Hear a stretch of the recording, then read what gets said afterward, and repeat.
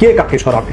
Doctor ইউনূসকে সেনাবাহিনী সরিয়ে দেবে, নাকি সেনাপ্রধানকে ডক্টর ইউনূস সরিয়ে দেবে, কিংবা মহামান্য রাষ্ট্রপতিকে সরিয়ে দেবে? পরবর্তী টার্গেট কে? এইদিকে দেখতে পাচ্ছি আওয়ামী লীগ কর্মীরা তারা রাজপথে তাণ্ডব করতেছে এবং ডক্টর ইউনূসের পদত্যাগের পরে কিন্তু তারা এসব। এদিকে গভীর রাতে রাষ্ট্রপতি ডক্টর ইউনূসকে পদত্যাগ করান, আওয়ামী লীগকে নিষিদ্ধ করায় তুপের মুখে সারা দেশ। সেনাপ্রধানও কঠিন অ্যাকশনে, আন্তর্জাতিক চাপে দেশে ক্ষমতার পালাবদল হচ্ছে।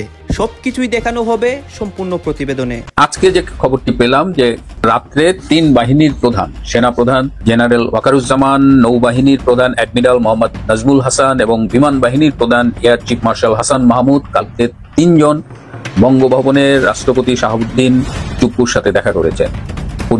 পরিস্থিতি খুব একটা স্টেবল না, and this is not good. Awami লীগকে সকল কার্যক্রম থেকে নিষিদ্ধ করা হলো।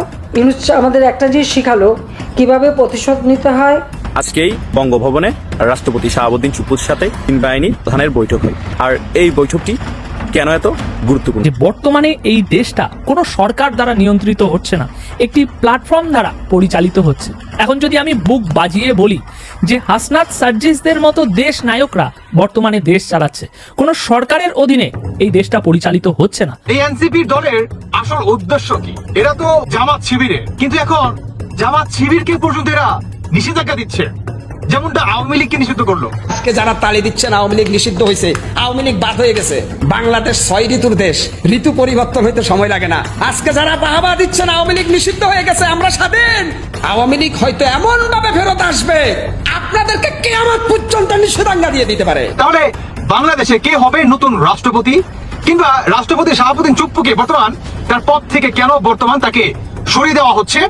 শুধু যে তাকে সরিয়ে দিবে ঘটনা কিন্তু সেখানেই থেমে থাকবে না, তাকে তার পদ থেকে বহিষ্কার করে তাকে আপনার গ্রেপ্তার পর্যন্ত করা হবে।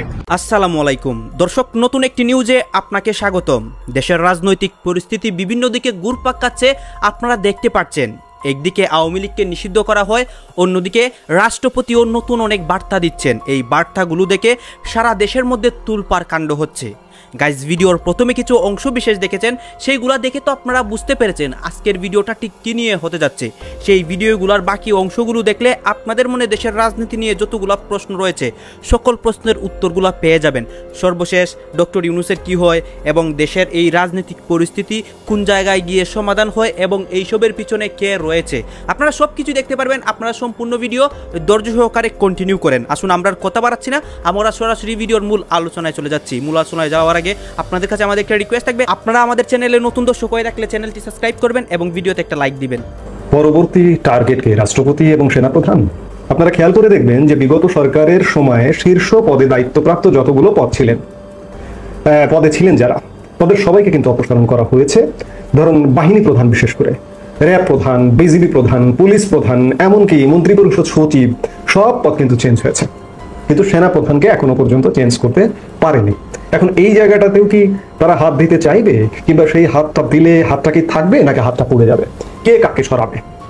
ডক্টর ইউনূসকে সেনাবাহিনী সরিয়ে দেবে, নাকি সেনাপ্রধানকে ডক্টর ইউনূস সরিয়ে দেবে, কিংবা মহামান্য রাষ্ট্রপতিকে সরিয়ে দেবে? দেশে কি ঘটতে যাচ্ছে এমন প্রশ্ন কিন্তু ডালপালা মেলছে।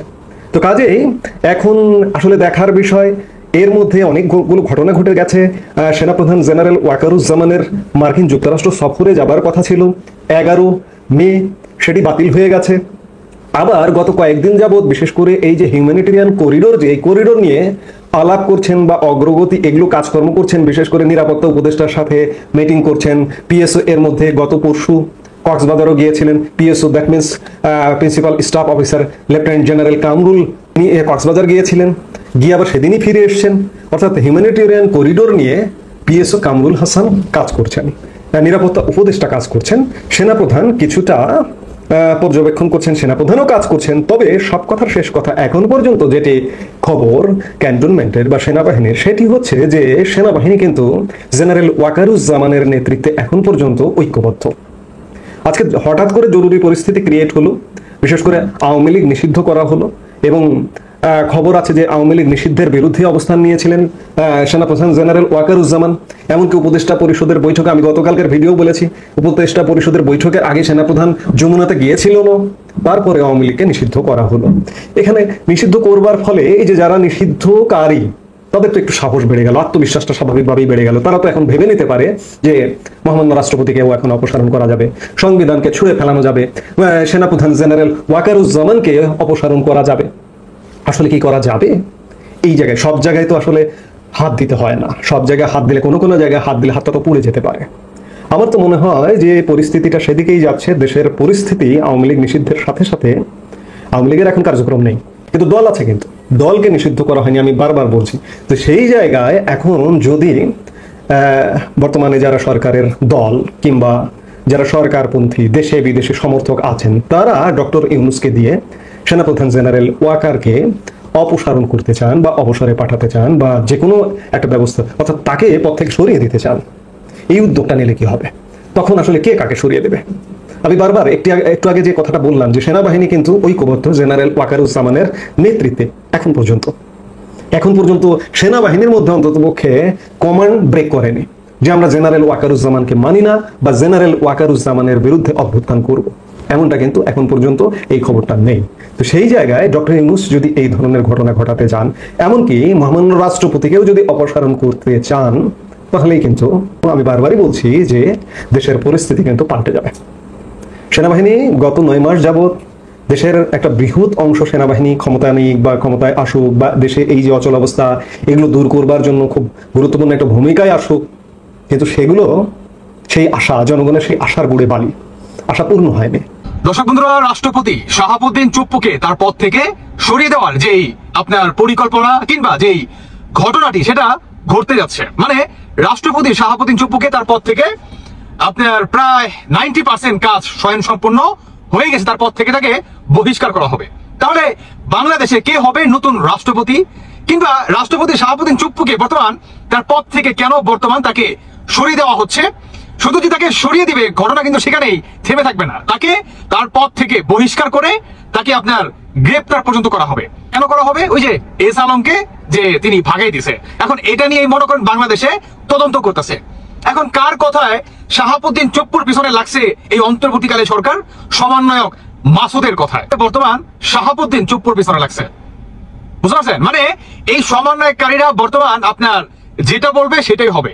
কেমন? আর বাংলাদেশের জনগণ বা আদার্স যেই রাজনৈতিক যে দলের মানুষগুলো আছে বা ব্যক্তিরা আছে বা নেতা পর্যায়ে যে বা যারা আছে, তারা সবাই কি বেস্তা।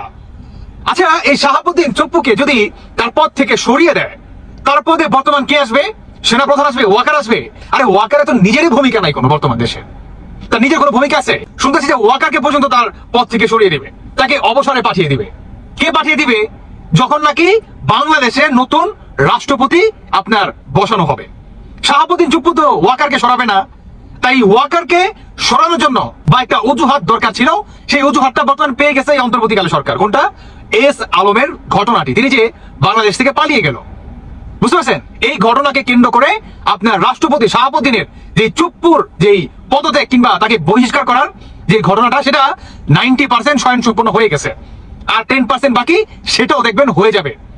যখন নাকি 10% স্বয়ংসম্পূর্ণভাবে হয়ে যাবে, ঠিক তখনই দেখতে পারবেন রাষ্ট্রপতি শাহাবুদ্দিন চুপ্পুকে দেখবেন গ্রেফতার করা হয়েছে, আর উল্টো দিকে নতুন রাষ্ট্রপতি এই অন্তর্বর্তীকালে সরকারের ভিতর থেকেই যে কোনো একজন দেখবেন নিয়োগ দেওয়া হবে, এবং বাইরের যেই সমন্বয়কারী আছে তাদের থেকে একজন উপদেষ্টা সেই পদে বসানো হবে। উল্টো দিকে সেই নতুন রাষ্ট্রপতি যখন বাংলাদেশে নিয়োগ করা হবে, তার সাথে সাথে দেখবেন আপনার 2-4 দিন কিংবা 1 সপ্তাহ বড় জোর দেখবেন 1 সপ্তাহ পরেই আপনার সেনাপ্রধান মিস্টার ওয়াকারকে তার পদ থেকে কিংবা তাকে অবসরে পাঠিয়ে দেওয়া হয়েছে। দেখতে পারবেন, অচিরেই দেখতে পারবেন। বর্তমান আমাদের বাংলাদেশে যে আপনার একটু একটু করে দখল করে নিছে পাকিস্তানি হানাদার বাহিনীরা, সেটা কিন্তু স্পষ্ট। দেখেন আপনার এই মিয়ানমার আর হচ্ছে রাখাইনের যে করিডোর, সেটাও দিয়ে দিল। ওটাদিকে আপনার পাকিস্তানের পক্ষ টানছে, ভারতের বিপক্ষে যাচ্ছে। আমি বলতেছি না যে ভারতের হয়ে কথা বলুক, আমাদের ভারতও দরকার নেই, পাকিস্তানও দরকার নেই।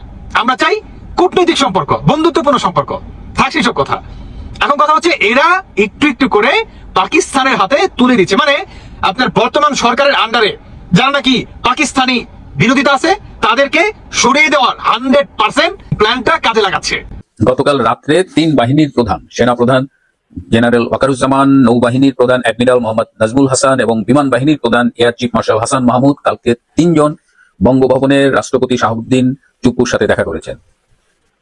নিরাপত্তার দায়িত্বে থাকা একটি সূত্র নিশ্চিত করেছে যে তারা গিয়েছিলেন এবং তারা সচরাচর অন্যদিন যেমন থাকে তার থেকে কালকে তাদের গম্ভীর অবস্থায় দেখা গেছে, মানে দেখে মনে হচ্ছিল সামথিং সিরিয়াস। কি আলোচনা হয়েছে সেটা তিনজনের সাথে সরাসরি রাষ্ট্রপতির আলোচনা হয়েছে, কিন্তু আমার সূত্র আমাকে যেটা জানিয়েছে যে ডক্টর ইউনূস সেনাপ্রধানের বরখাস্তের জন্য রাষ্ট্রপতির কাছে যে চিঠিটি পাঠিয়েছিলেন সেই চিঠিটি এই তিনজন গিয়ে ঠেকিয়ে দিয়েছেন। অর্থাৎ এই যাত্রায় সেনাপ্রধানকে বরখাস্ত করার ডক্টর ইউনূসের যে উদ্যোগ সেটি আপাতত ব্যর্থ হলো। এর আগেও একাধিকবার ডক্টর ইউনূস চেষ্টা করেছেন ওয়াকারুজ্জামানকে এই দায়িত্ব থেকে সরিয়ে দেওয়ার, কিন্তু এবার একটু সিরিয়াস ছিল, কারণ যেটা বলেছি যে general Waker has been already use, তার আর নতুন করে ডক্টর ইউনূসের সরকারকে দেওয়ার কিছু নেই, এবং সে যে মোটামুটি যে এ পর্যন্ত যে বেইমানি করেছে তার শাস্তি তার আসলে এখন পাওয়ার সময় হয়ে গেছে। তো এটুকু আমি জানতে পেরেছি। আর এই বৈঠকের পরে বঙ্গভবনে সেনা প্রহরা আরো জোরদার করা হয়েছে। আমরা প্রথম থেকেই দেখে আসছি যে রাষ্ট্রপতি এবং সেনা প্রধানের মধ্যে এক ধরনের যোগাযোগ কাজ করছে, এবং যখনই সেনা প্রধান কিংবা রাষ্ট্রপতি চাপের মুখে পড়ে তখনই তারা পারস্পরিক সহযোগিতার হাত বাড়িয়ে দেন। এবং এর আগে অতীতেও আমরা দেখেছি যে ডক্টর ইউনূস সরকারের পক্ষ থেকে বা কখনো কখনো এই ছাত্রদের সকল কিছু টোকাই নেতা আছে, তারা যখন বিভিন্ন ভূমিকা নেয় যে বঙ্গভবন ঘেরাও করতে হবে, রাষ্ট্রপতি পদত্যাগ, আজকাল তারা সেনা প্রধানের সাথেও মাঝে মধ্যেই লাগতেছে, রাজপথে স্লোগান উঠতেছে হাসনাত না ওয়াকার, আবার হাসনাত সেনা প্রধানের বিরুদ্ধে স্ট্যাটাসও দেয়। So things are happening. তো এই সব পরিস্থিতি আমরা দেখেছি যে সেনা প্রধান আর রাষ্ট্রপতি এক ধরনের যোগাযোগ মেনটেন করে তাদের উপরে আসা চাপগুলো সামলাচ্ছেন। তো এইবার যে চাপটা এসেছে সেনা প্রধানের উপরে, এটা বেশ জোরে সোরে এসেছে। এর পাশাপাশি আরেকটা খবর শোনা যাচ্ছে যে সব ক্যান্টনমেন্টে সবাইকে খুব হাই অ্যালার্টে রেখেছেন সেনা প্রধান জেনারেল ওয়াকার, এবং এটাও বলা হচ্ছে যে এমন একটা অ্যারেঞ্জমেন্ট করা হয়েছে যেন সেনা প্রধান বলবার 10 মিনিটের সাথে সাথে ক্যান্টনমেন্টের সবাই যেন অন ডিউটিতে চলে। আমরা ইতিমধ্যে শুনতে পাচ্ছি যে সেনাবাহিনীতে যেমন তারা একটি জুলাই ঘোষণাপত্র যেটি আগে দাবি করেছিল ছাত্ররা, সেটি আপনার 10ই জুন সেই জুলাই পত্র ঘোষণা হতে পারে আপনার, যদিও তারপর যে সংবিধান রয়েছে আমাদের বাংলাদেশের এই সংবিধান বাতিল বলে গণ্য হবে, তারা নতুন সংবিধানের আলোকে রাষ্ট্র পরিচালনা করার একটি সিদ্ধান্ত তারা ইতিমধ্যে নিয়েছে। কিন্তু এটি কতটুকু বাস্তবায়ন হয় সেটা এখনো বলা যাচ্ছে না, কিন্তু আমরা ইতিমধ্যে যতটুকু শুনতে পাচ্ছি যে সেনাবাহিনীর প্রধান ওয়াকারুজ্জামান, যাকে প্রধানমন্ত্রী শেখ হাসিনা নিয়োগ দিয়েছিলেন সেনাপ্রধান হিসেবে, এবং কি রাষ্ট্রপতি শাহাবুদ্দিন চুপ্পু সাহেবকে আমরা আজকে প্রায় কয়েক মাস ধরে কিন্তু ওনাকে দেখতে পাইনি, বা আমরা ওনাকে কোনো মিডিয়াতে দেখতে পাইনি, বা ওনার কোনো সাক্ষাৎকার ইতিমধ্যে আমরা আজকে কয়েক মাস ধরেই কিন্তু সামাজিক যোগাযোগ মাধ্যম অথবা বিভিন্ন গণমাধ্যমে আমরা কিন্তু এখনো পর্যন্ত পাইনি। এইগুলো আসলে আমাদেরকে অনেকটা আসলে সন্দেহের মধ্যে ফেলাই দেয় যে একজন রাষ্ট্রপতি যিনি কিনা আপনার ঈদের জামাতেও যায়নি, কারণ ওনার নিরাপত্তাটা কতটুকু হলে এরকম হইতে পারে আপনারা কখনো কল্পনা করছেন? একজন রাষ্ট্রপতি যে কিনা বাংলাদেশের সর্বোচ্চ পাওয়ারে থাকে, তিনিও কিন্তু আপনার জাতীয় ঈদগাহে যেতে পারেননি বা নামাজ পড়তে যেতে পারেননি। উনি শুনেছি আমরা বঙ্গভবনই নাকি উনি নামাজ আদায় করেছেন। কিন্তু এমনটা কেন হলো? কারণ এই দেশটা এখন অনিরাপদ হওয়ার কারণে কিন্তু এমনটা হয়েছে। তো যাই হোক, এখানে বলা হচ্ছে যে রাষ্ট্রপতি শাহাবুদ্দিন চুপ্পু সাহেবকে নাকি সরিয়ে দিতে পারে, এরকম একটি গুঞ্জন কিন্তু আমরা শুনতে পাচ্ছি। এবং সেনাবাহিনীর ভিতরে নাকি আপনার কয়েকটা গ্রুপ ইতিমধ্যে হয়ে গেছে, যেমন আপনার পাকিস্তানপন্থী বা ভারতপন্থী, এরকম বোঝানো হচ্ছে যে যতটুকু পারে বোঝাচ্ছে। কিন্তু আমার প্রশ্ন হচ্ছে স্বাধীনতা সার্বভৌমত্ব রক্ষা করতে গেলে আমাদের অবশ্যই দেশপ্রেমিকের পরিচয় দিতে হবে। আমাদের এই মুহূর্তে দেশপ্রেমিক মানুষের প্রয়োজন, এবং কি এই রাষ্ট্রকে ইতিমধ্যে আমরা যদি বাঁচাতে চাই, বিশেষ করে করিডোরের নামে যে ষড়যন্ত্র আমাদের বাংলাদেশে হচ্ছে, এবং কি ওই সীমান্তবর্তী এলাকাগুলোতে কি হচ্ছে, আজকে হয়তো একটি ভিডিও দেখেছিলাম যে সেখানে গোলাগুলি শব্দ শোনা যাচ্ছে। আসলে সেই সীমান্তগুলোতে কি হচ্ছে? আমরা কি আমাদের সীমান্তগুলো হারাতে যাচ্ছি বা আমাদের নিয়ন্ত্রণ বহির্ভূত হয়ে যাচ্ছে? এবং কি করিডোর শব্দটি হচ্ছে বাংলাদেশের ভিতর দিয়ে একটি রাস্তা করে দেওয়া, যাতে করে তারা অস্ত্র গোলা বারুদ এগুলো তারা ওই রাস্তা দিয়ে বহন করতে পারে। ওই রাস্তা তো আরো অনেক আছে, সেখান দিয়ে যায়নি কেন? শুধু বাংলাদেশকেই কেন লাগবে? এরকম তো একটি চক্রান্ত হতে পারে। ওই যে একটি খ্রিস্টান রাষ্ট্র প্রতিষ্ঠার ব্যাপারে যে ইঙ্গিত আরো কয়েক বছর আগে আমরা শুনেছি, এবং কি মাননীয় প্রধানমন্ত্রী শেখ হাসিনাও কিন্তু আগে বলেছিল যে আমি যদি করিডোর এবং কি আপনার এয়ার বেস করার সুযোগ করে দেই, তাহলেই কিন্তু আমি ক্ষমতায় থাকতে পারি। এই কথাগুলো কিন্তু উনি কিন্তু এই কথাগুলো বলেছে, যদি আমি করিডোর এবং কি আপনার এয়ার বেস করে দেওয়ার সুযোগ করে দিই তাহলে আমি ক্ষমতায় থাকতে পারি। কিন্তু আজকে আমাদের বাংলাদেশে কিন্তু এগুলোই হচ্ছে। যেমন আপনার আওয়ামী লীগের কার্যক্রম নিষিদ্ধের মাধ্যমে যে নাটক ইতিমধ্যে আমাদের দেশে হয়েছে, এগুলো আসলে আমাদেরকে দৃষ্টি অন্যদিকে ফেরানোর জন্য আমার মনে হয় এই নাটকগুলো বাংলাদেশে হয়েছে। এবং কি এমনও স্লোগান আমরা শুনেছি যে আপনার গোলাম আজমের বাংলায় আপনার আওয়ামী লীগের ঠাই না, এরকম কথাও কিন্তু বলছে। আওয়ামী লীগ এদেশে যুদ্ধ করেছে, আওয়ামী লীগের নেতৃত্বে মানুষ যুদ্ধ করে জীবন দিয়ে এই বাংলাদেশ স্বাধীন করেছে। কই এরকম স্লোগান তো আমরা আর কখনো শুনিনি। যারা আমরা এই প্রজন্মের, আমরা এই প্রথম এরকম স্লোগান কিন্তু আমরা ওই দিন শুনেছি। এর জন্য বলবো আমাদের দেশপ্রেমিক হতে হবে। দেশপ্রেমিক যদি আমরা হই তাহলে কিন্তু আমাদের মাতৃভূমিকে রক্ষা করা সম্ভব। এমনকি আগামীতে কি ঘটতে যাচ্ছে, সেনাবাহিনীতে কি হচ্ছে, রাষ্ট্রপতিকে নিয়ে কি ষড়যন্ত্র হচ্ছে, সব দিক দিয়ে কিন্তু আমাদের সচেতন নাগরিক হিসাবে আমাদেরকে সজাগ দৃষ্টি রাখতে হবে। আশা করি এই ভিডিওটি যারা দেখতে পাচ্ছেন, এই ভিডিওটির একটি মাত্র ইঙ্গিত হচ্ছে সেনাবাহিনী এবং কি রাষ্ট্রপতি, তাদের দুইজনকে নিয়ে কোনো ষড়যন্ত্র হচ্ছে কিনা বা তারা কোনো ষড়যন্ত্র করতেছে কিনা, এই বিষয়গুলো নিয়ে কিন্তু আমাদের আপামর জনতা, বিশেষ করে সাধারণ জনগণ আমরা জানা রয়েছে, আমাদের সজাগ দৃষ্টি রাখতে হবে। এমনটাও কিন্তু শোনা যাচ্ছে যে আপনার সেনাবাহিনীতে ক্রু করার একটি সম্ভাবনা রয়েছে, যদিও এটি কতটুকু সত্য আমরা জানি না, কিন্তু এরকম কিন্তু ইনফরমেশন সামাজিক যোগাযোগ মাধ্যমে কিন্তু অনেকে দিচ্ছে। কিন্তু আমরা এখনো বিভ্রান্তির মধ্যে রয়েছি। আসলে আমাদের দেশে কি হচ্ছে আমরা তো কিছুই বুঝতে পারতেছি না। এখন যদি আমি জোর গলায় আপনাদের সামনে বলি যে বর্তমানে এই দেশটা কোনো সরকার দ্বারা নিয়ন্ত্রিত হচ্ছে না, একটি প্ল্যাটফর্ম দ্বারা পরিচালিত হচ্ছে। এখন যদি আমি বুক বাজিয়ে বলি যে হাসনাত সার্জিসদের মতো দেশ নায়করা বর্তমানে দেশ চালাচ্ছে, কোনো সরকারের অধীনে এই দেশটা পরিচালিত হচ্ছে না, তাহলে কি আপনারা আমার কথার সাথে এগ্রি করবেন? ভালো করে ভেবে বলুন। যদি আপনারা আমার কথার সাথে এগ্রি না করেন তাহলে আসুন কিছু তথ্য আপনাদের সামনে উপস্থাপন করি এবং এই তথ্যের মাধ্যমে নিরপেক্ষভাবে আমরা একটু বোঝার চেষ্টা করি যে বর্তমানে এই দেশটা, হ্যাঁ সরকার তো একটা আছে, অন্তর্বর্তী সরকার, সেখানে কিছু উপদেষ্টা মহলও আছে, বুদ্ধিজীবীরা বসে আছে উপদেষ্টা মহলে, কিন্তু সেগুলো সব কোথাও না কোথাও ড্যামি পিস। অন্তর্বর্তী সরকার নামক যে সরকারটি বর্তমানে দেশ পরিচালিত করছে সারা বিশ্বের সামনে, সেটা কোথাও না কোথাও একটা ওই কাগুজে ভুয়া একটা ব্যাপার হয়ে দাঁড়িয়েছে। আসলে এই দেশটি পরিচালিত হচ্ছে হাসনাত, সার্জিস, নাহিদ, জুলাই ঐক্য প্ল্যাটফর্ম, এই সমস্ত জাতীয় জিনিসের মাধ্যমে। দর্শক, সচিবালয়ে, গণমাধ্যম সহ বিভিন্ন প্রতিষ্ঠানে থাকা আওয়ামী দোসরদের তালিকা প্রকাশ করার ঘোষণা দিয়েছে জুলাই ঐক্য প্ল্যাটফর্ম। এখনই যাবেন না ভিডিও ছেড়ে, অনেক আলোচনা বাকি আছে। একটু সুষ্ঠুভাবে নিরপেক্ষ হয়ে আমরা বোঝার চেষ্টা করব।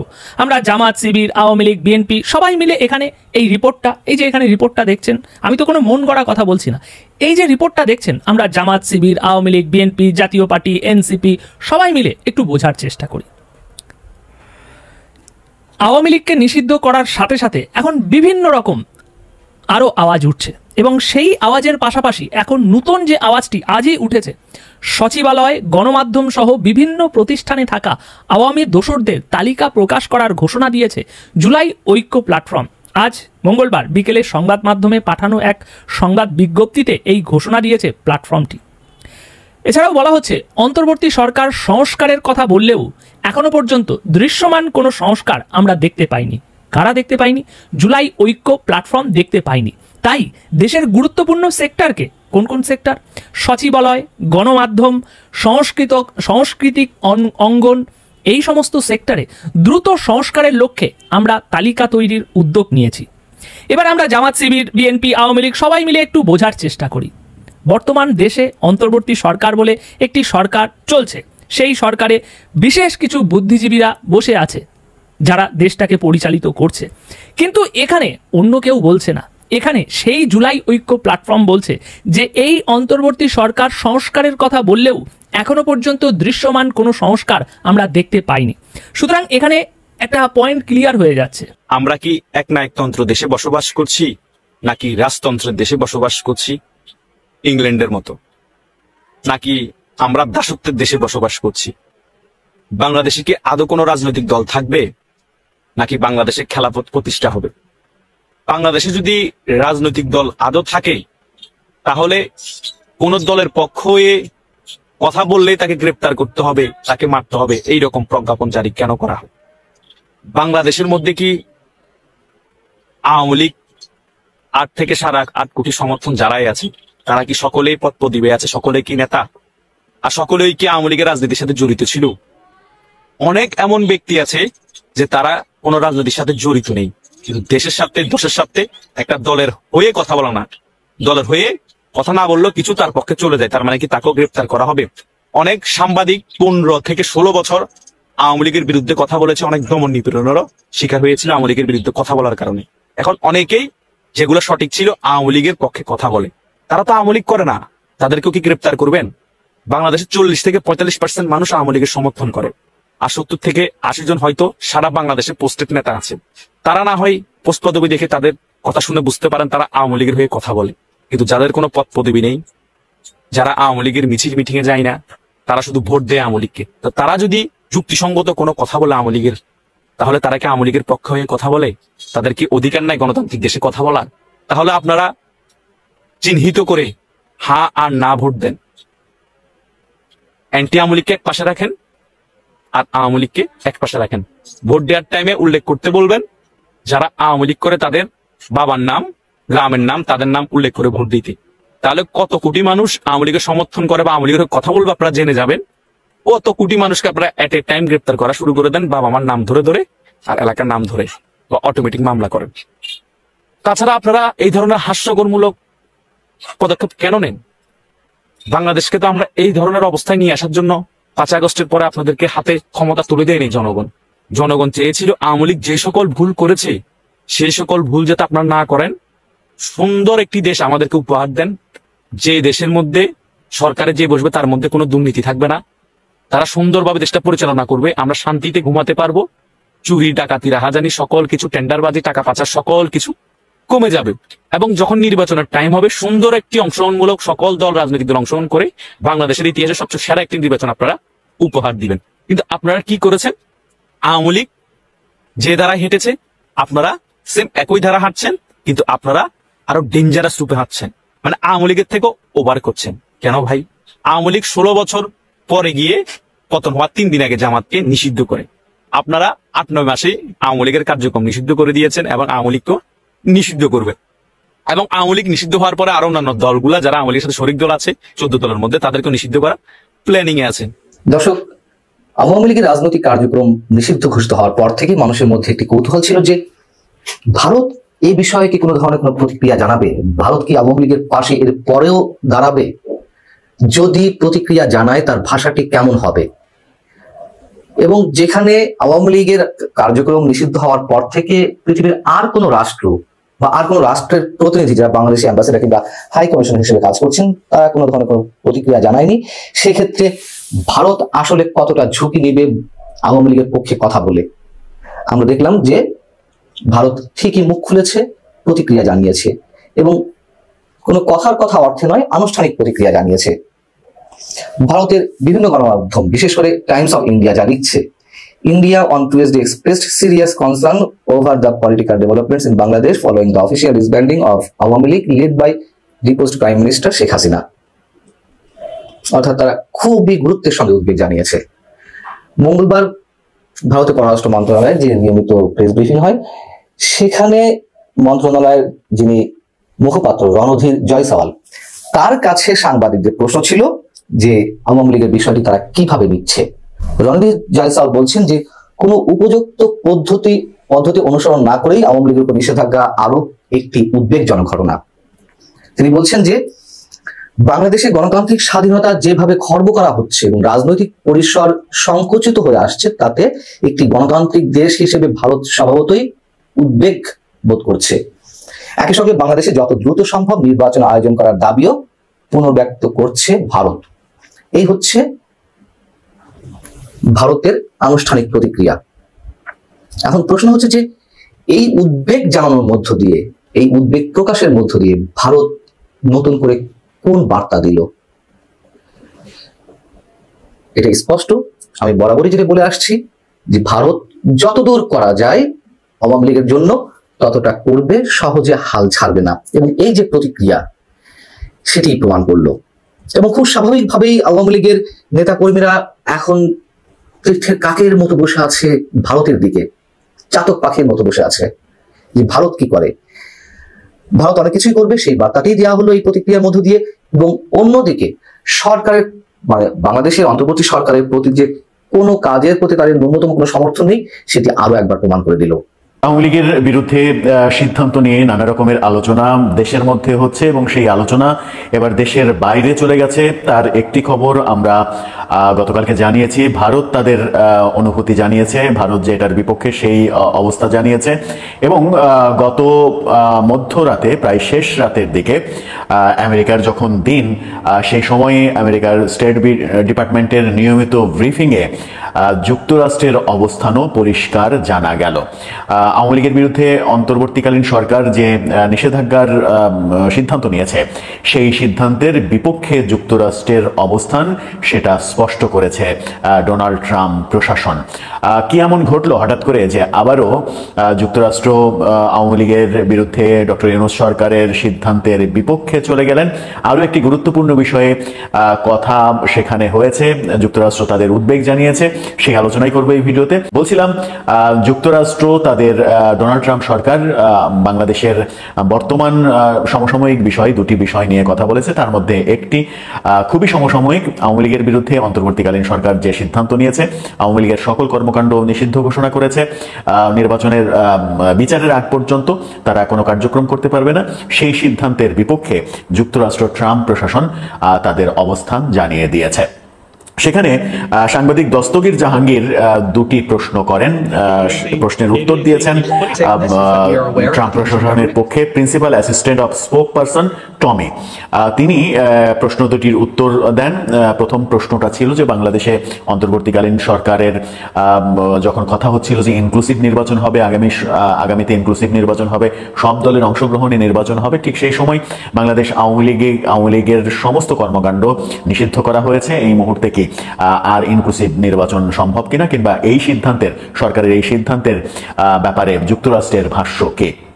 টমি স্পষ্ট জানান, আমরা জানি যে অন্তর্বর্তীকালীন সরকার আওয়ামী লীগকে সকল রাজনৈতিক কর্মকাণ্ড থেকে নিষিদ্ধ। গাইজ আপনারা তো দেখলেন এখানে কি কথা হচ্ছে, অনেকে কিন্তু অনেক কথা বলতেছে, অনেকে আলোচনা করতেছে, অনেকে সমালোচনা করতেছে দেশের বিভিন্ন অবস্থা এবং দেশের বিভিন্ন পরিস্থিতি নিয়ে সবাই সবার মন্তব্য প্রকাশ করে এবং তাদের মন্তব্যগুলো দেখে আমরা অনেক কিছু বুঝতে পারি দেশের মধ্যে আপডেট বর্তমানে কি হচ্ছে। দর্শক শ্রোতা, এখানে কিন্তু বিশেষ করে রাষ্ট্রপতির বিষয়ে কথা হয়। রাষ্ট্রপতি তিনি যে একটা বৈঠক করেন তার বাসভবনের মধ্যে 3 বাহিনীর প্রধানকে নিয়ে, অন্যদিকে সেনা প্রধানের বিষয়ে, এইসব নিয়ে কিন্তু অনেক কথা হচ্ছে। দর্শক শ্রোতা, এখানে কিন্তু ডক্টর ইউনূসের বিষয় নিয়ে কথা হয়। ডক্টর ইউনূস কিন্তু আমাদের দেশে এসেছেন ভালো কাজ করার জন্য, তিনি আমাদের দেশটাকে সামনে এগিয়ে নিয়ে যাচ্ছেন। অন্যদিকে সার্জিস হাসনাত তারাও আমাদের দেশটাকে সামনে এগিয়ে নিয়ে যাওয়ার জন্য অনেক কার্যক্রম চালাচ্ছে, তাদেরকে নিয়ে কি কথা হয়। দর্শক শ্রোতা, আমরা কিন্তু কোনো দল বা কোনো দলের পক্ষে নয়, আমরা সব আপনাদের সামনে জাস্ট খালি ভিডিওটা তুলে ধরি এবং আমাদের মানে দেশের আপডেট নিউজগুলো আপনাদের সামনে প্রকাশ করি। আর হ্যাঁ, তখন আপনাদেরকে আমরা যা কিছু দেখিয়েছি সব কিছু আমরা সোশ্যাল মিডিয়া থেকে সংগ্রহ করেছি, এখানে আমাদের নিজস্ব কোনো মন্তব্য নেই বা আমাদের নিজস্ব কোনো সিদ্ধান্ত নেই। এইসব দেখে আপনাদের কী মনে হচ্ছে এবং আপনাদের মন্তব্য অবশ্যই আপনারা কমেন্ট বক্সে লিখে যাবেন। সর্বশেষ আপনাদের কাছে আমাদের একটা রিকোয়েস্ট থাকবে, আপনারা যদি আমাদের চ্যানেলে নতুন দর্শক হয়ে থাকেন, চ্যানেলটি সাবস্ক্রাইব করবেন এবং পাশে থাকা বেল বাটনটি বাজাবেন, যাতে করে নেক্সট ভিডিওটা সবার আগে আপনাদের কাছে পৌঁছায়। ধন্যবাদ।